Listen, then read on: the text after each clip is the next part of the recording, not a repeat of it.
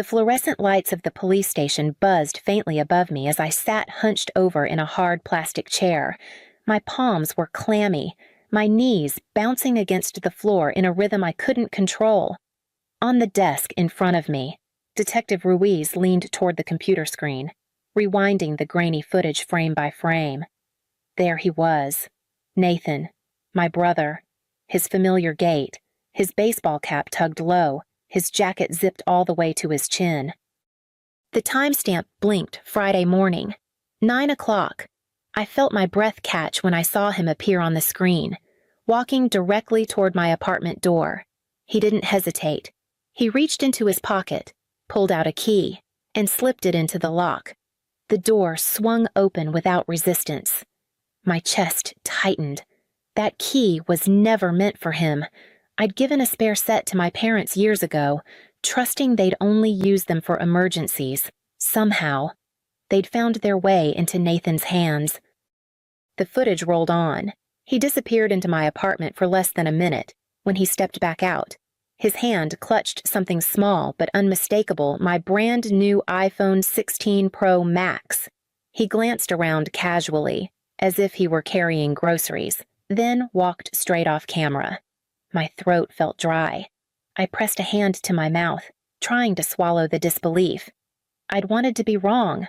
I'd hoped I'd find my phone misplaced, or maybe sold by mistake to some stranger online. But there was no mistake here. My brother had stolen it. Detective Ruiz let the footage play out in silence before pausing it on Nathan's face. "That him?" he asked. I nodded, though my neck felt stiff. "Yes, that's Nathan Hensley, my brother." The words tasted bitter, like admitting to something shameful. Ruiz scribbled notes in his pad. "We'll need you to file a full report."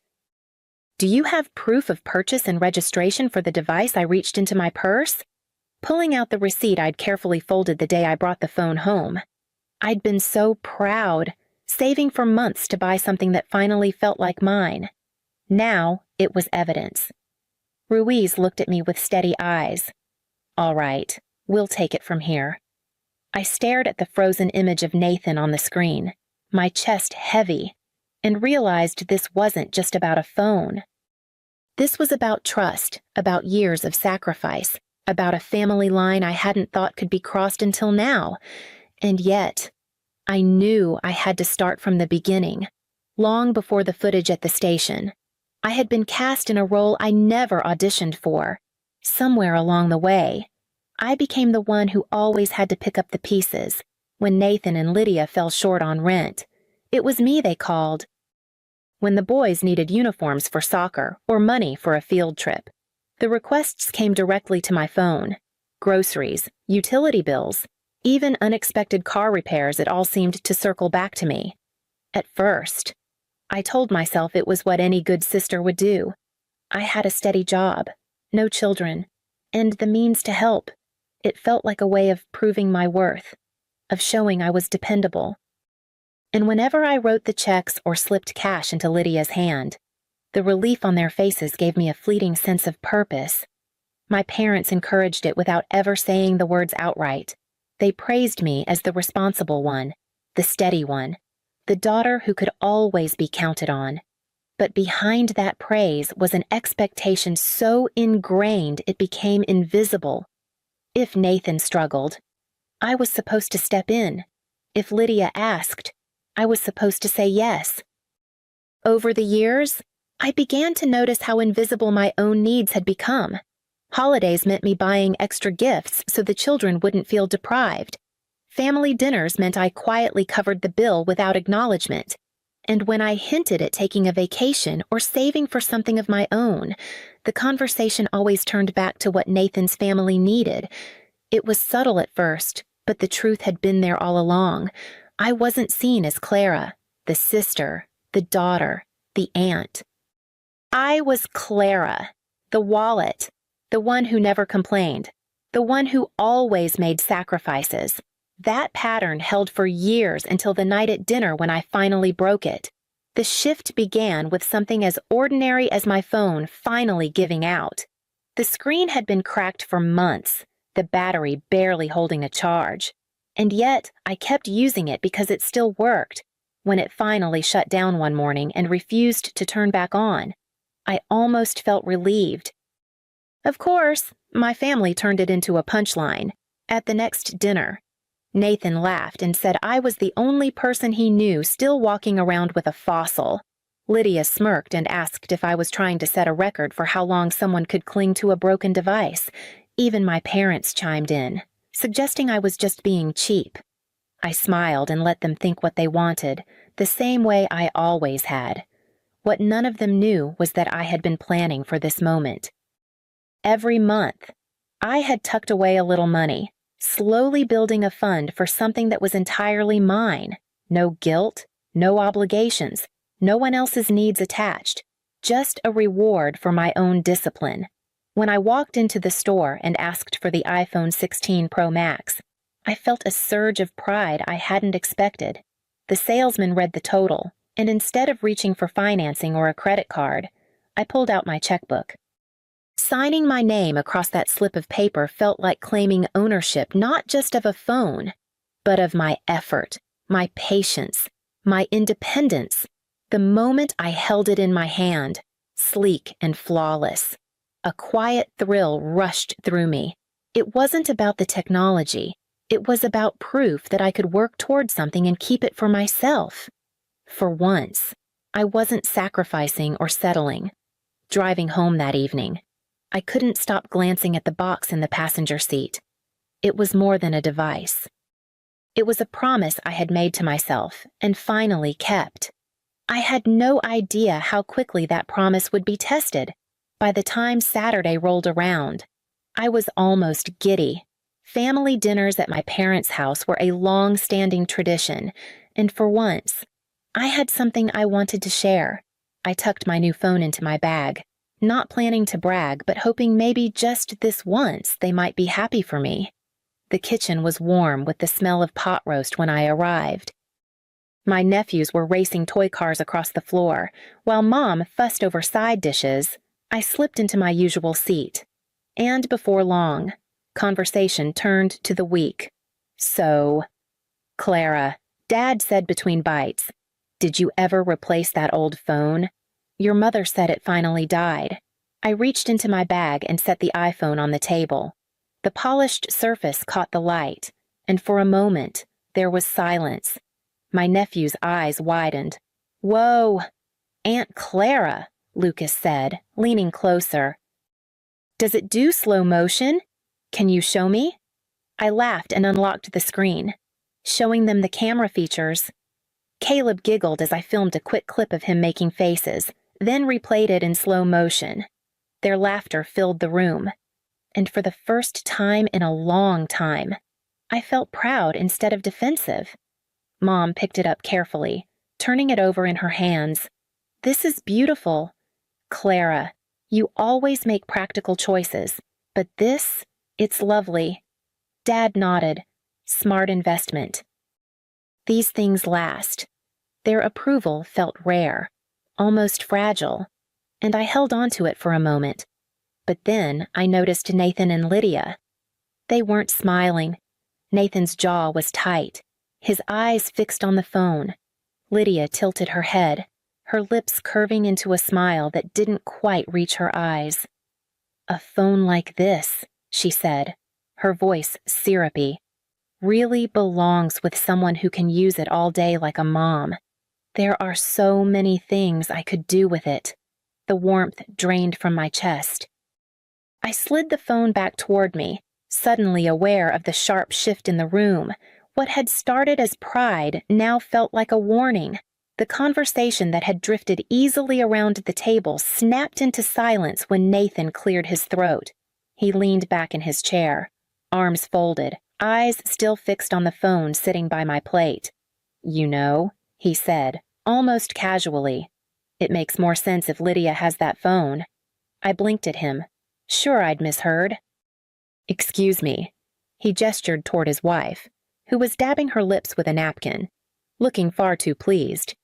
"You don't need it the way she does. Lydia's with the kids all day. She manages schedules, school apps, doctor's appointments. A phone like that would make her life easier.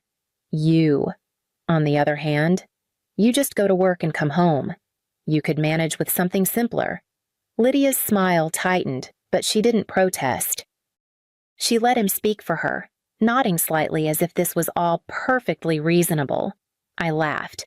Not because it was funny, but because I was stunned.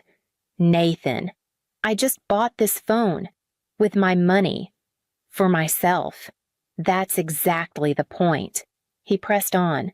You can afford another one. Lydia can't. You've always helped us out before. Why should this be any different? I turned to my parents, expecting them to step in, to tell him how ridiculous he sounded. Instead, Mom sighed and said softly, Clara, you know she does have a lot on her plate. Maybe sharing would be the generous thing. Dad's voice followed, calm and reasonable, the way he'd always tried to settle disputes. Your brother isn't wrong. You're single. You have more flexibility. Lydia's raising a family. Doesn't it make sense for the resources to go where they're most needed? My face grew hot. It's not a resource. It's mine. I'm not giving it away just because you've decided she deserves it more. Lydia finally spoke, her tone sharp. You're being selfish. You've always had more than us. And now you're hoarding something you don't even need as much. I could use it for the kids' schooling, for doctor updates, for whatever you want. I cut in, but not with my phone. Buy your own. The room bristled with tension. Nathan's eyes narrowed. My parents looked wounded, and Lydia's mouth twisted into a pout that had always worked in her favor. But this time, I didn't bend. I slipped the phone back into my bag, gathered my plate, and stood up from the table, leaving their stunned silence behind me as I walked out. The morning after that dinner, my phone lit up before I'd even poured my coffee. First it was Mom, her voice unusually clipped. Clara, you need to think about what's best for everyone. Lydia is pregnant. Stress isn't good for her. Just let her have the phone. I ended the call without answering. Minutes later, Dad called, his tone almost scolding. You've always been the practical one. Don't make this into something ugly. She needs it more than you do. By noon, Lydia had started texting me directly, long paragraphs, full of dramatic pauses, about how much she juggled and how this one gesture could ease her burden. She sent ultrasound pictures, little captions about doing it for the baby. Nathan followed with shorter, sharper messages. You're tearing this family apart. Stop being selfish. It's just a phone. The words piled up, day after day. I silenced notifications.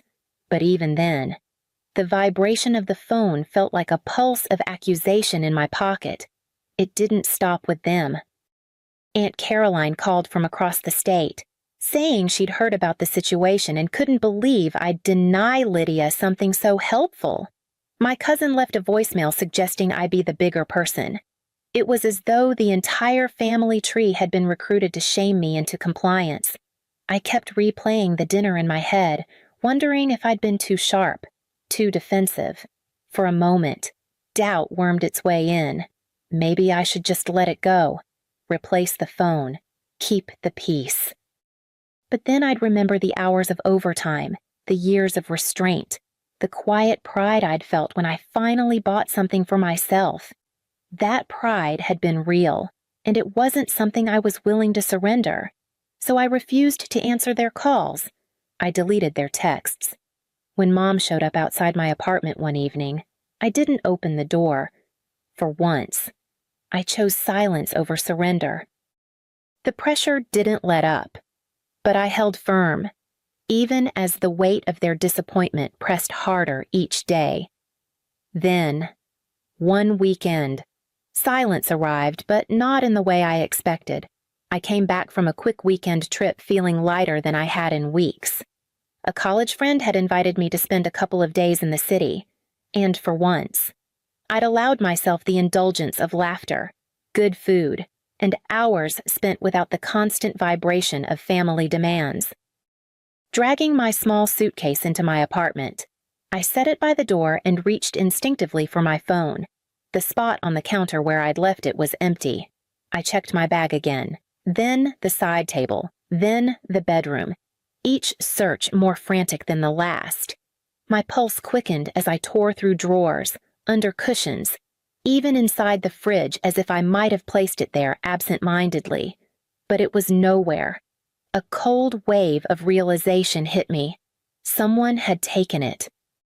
I marched downstairs and knocked on Mr. Peterson's door. He was the building manager and had always been kind to me. One look at my face and he opened his office. "Check the cameras," I said, my voice barely steady. We scrolled through the weekend footage until Friday morning came into view. My breath caught in my throat as the image sharpened Nathan, walking straight to my apartment door. He pulled a key from his pocket, unlocked the door, and slipped inside like he belonged there. Less than a minute later, he emerged, my phone in his hand. I gripped the edge of the desk, my nails digging into the wood.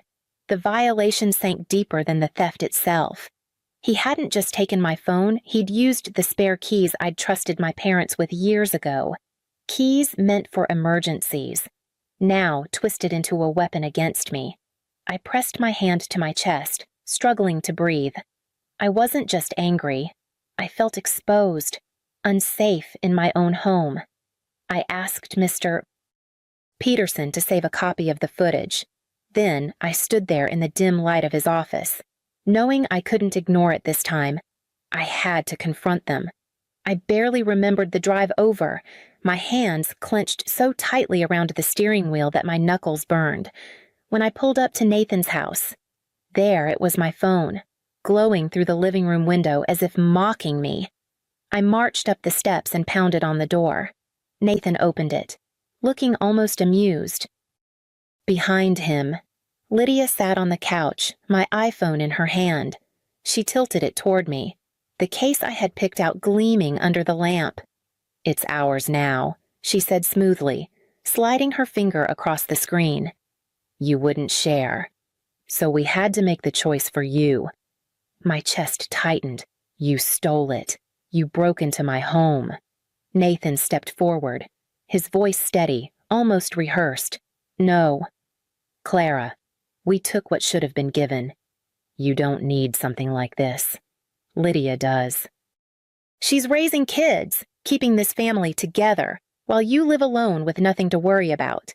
Family deserves it more than you do." Lydia smirked. "Besides, everyone agrees with us. Even Mom and Dad said you should help." I stared at them both, rage coursing through me. They weren't ashamed. They weren't even trying to deny it. They believed they were entitled. "Give me back my phone," I said, my voice low. Nathan chuckled, shaking his head. "You won't do anything. You won't risk dragging family through the mud over a piece of technology. You've always been too scared of conflict." Lydia leaned back, laughing softly as if I'd just told a joke. "Go ahead, Clara. Try us." Their confidence was suffocating, but as I turned to leave, gripping the footage on the USB in my pocket, I knew exactly what I had to do next. The next morning, I walked into the police station with the footage in hand and a knot in my stomach. Detective Ruiz greeted me calmly, ushering me into his office. I slid the USB across the desk, and he plugged it in without a word. Nathan's figure appeared on the screen, unlocking my door, disappearing inside, and emerging with my phone. "That's your brother Ruiz asked." I nodded, my voice steady despite the tremor inside me. "Yes, and that's my phone." He studied the paperwork I'd brought receipt, warranty, registration, and nodded. "This is enough. We'll move forward with theft charges." Hearing those words brought a mix of relief and sorrow. It felt necessary, but it also felt like drawing a line I could never erase. Later that afternoon, Ruiz called me back to the station. My parents were there, pacing in the lobby, their faces red with fury. Mom rushed at me, gripping my arm. "Clara, you can't do this. He's your brother. You're tearing this family apart." Dad's voice thundered behind her. "Drop the charges now!" How could you drag your own blood into court over a phone? Their pleas didn't sting anymore. They sounded hollow, rehearsed. I met their eyes and spoke clearly.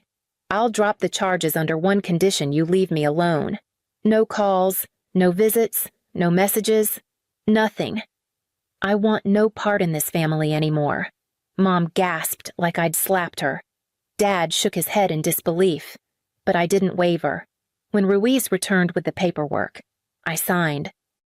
The charges were dropped, but so was every tie I had left. That night, I drove home in silence, the weight of finality pressing down, knowing the quiet that followed would change everything. Months slipped by in a strange, almost unfamiliar calm. The silence that once felt like punishment now settled around me like a blanket. My phone no longer lit up with guilt-soaked texts or endless missed calls. For the first time in years, my evenings belonged only to me. Work became easier without the constant weight of family emergencies pressing at my back. I went out with friends without worrying if I'd come home to another crisis. Slowly, I began to feel lighter, as though I'd been carrying stones in my pockets and had finally set them down. One afternoon, my Aunt Caroline called from an unfamiliar number. When I answered, her voice was careful, almost coaxing. "Clara, honey, your mother wanted me to tell you Lydia had the baby, a little girl. Don't you want to see pictures? Maybe it's time to move past all this." I closed my eyes, listening to the same refrain I'd heard 100 times before. "No," I said softly but firmly. "I don't want to see them. I don't want to be pulled back into the same cycle. I meant what I said. I'm done." There was a pause, then a sigh. Before she hung up, the quiet that followed didn't feel like loss. It felt like strength. That evening, I sat on my couch, unlocked my iPhone, and scrolled through the photos I'd taken since cutting ties, laughing with friends, sunsets on walks, snapshots of moments that belonged only to me. The phone wasn't just a device anymore. It was a reminder that I could choose myself, even when others tried to strip that choice away, and each time I touched the screen, I knew I'd never go back.